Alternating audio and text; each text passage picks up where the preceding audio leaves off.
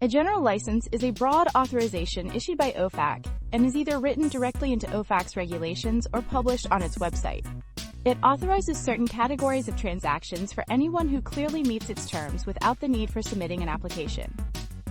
The best place to start looking for these general licenses is OFAC's website.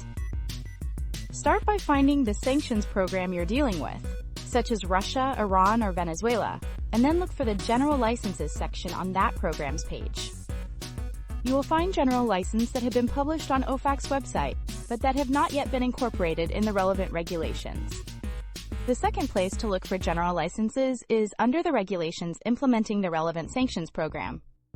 Again, simply go to the relevant sanctions program on OFAC's website and scroll to the bottom. This time click on the Legal Framework section and then on the Code of Federal Regulations. Once you get here, click on the hyperlink for the Code of Federal Regulations, which will always begin with 31 CFR, because the 31 series captures the regulations implemented by OFAC. You will quickly note that the regulations are divided into subparts. General licenses are captured under Subpart E, Licenses, Authorizations, and Statements of Licensing Policy. You can also find newly issued or amended general licenses under OFAC's Recent Actions pages. It's important to make sure you're looking at the right program, because general licenses are program-specific, and not all sanctions programs have the same general licenses. Now let's talk about how a general license is structured. We will use a web general license for this exercise. On its website, OFAC will use a naming convention that identifies the sanctions program, the number of the general license, its title, and its date of issue. For example, the Emergency Services General License for the Venezuela Sanctions Program will be listed as Venezuela General License 26, Emergency and certain other medical services authorized. When reviewing a general license, first look at the title and the program. The title will identify the sanctions program, the prohibitions against which the general license is issued, and the type of activities being authorized. It is important to note that a general license may not always authorize against all prohibitions under a given sanctions program and may be limited to a certain set of prohibitions.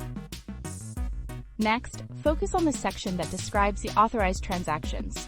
This usually appears at the very beginning. It is the core paragraph that describes the activities that are within the parameters of the general license, and your proposed transactions must fit squarely within this language. Then, carefully review the notes, conditions, and restrictions. These may include monetary caps, which parties you can or cannot deal with, specific countries or regions, or sectors that are excluded. If you do not meet every condition, the general license does not authorize your transaction.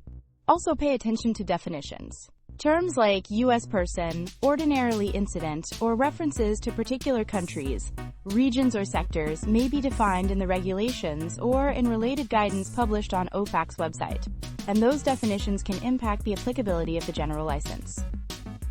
In addition, make sure to look for any reporting or record-keeping requirements and any expiration or wind-down dates. Many general licenses have record-keeping or reporting requirements. And finally, be sure to check for an expiration date, which will be either in the first or last paragraph of the general license. Some general licenses are time-limited, some have been amended, some are self-renewing, some have delayed applicability dates, and some have no expiration dates. Here are a few quick do's and don'ts. Do read the entire general license and any related FAQs, notes, guidance, and regulations, not just the title or the first sentence. Do confirm that the license is still in effect and has not been superseded, amended, or revoked. Do keep records showing how your transaction met each condition in the license. Don't assume that close enough is good enough. If your activity does not clearly meet every element of the general license, it likely does not apply.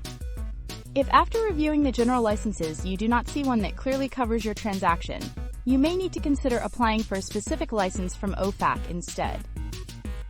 If after reviewing the general licenses you determine that your proposed activities squarely fall within the authorization and meet all of its requirements, do not submit a specific license application to OFAC. Under its regulations, it is the policy of OFAC not to issue specific licenses for activities that are authorized through a general license. If you have questions about how these rules apply to your situation, Ferrari Associates is here to help. Our OFAC-focused team advises clients worldwide on sanctions licensing, compliance, and enforcement matters. To learn more or request a consultation, visit FerrariAssociatesPC.com or contact our Washington, D.C. office.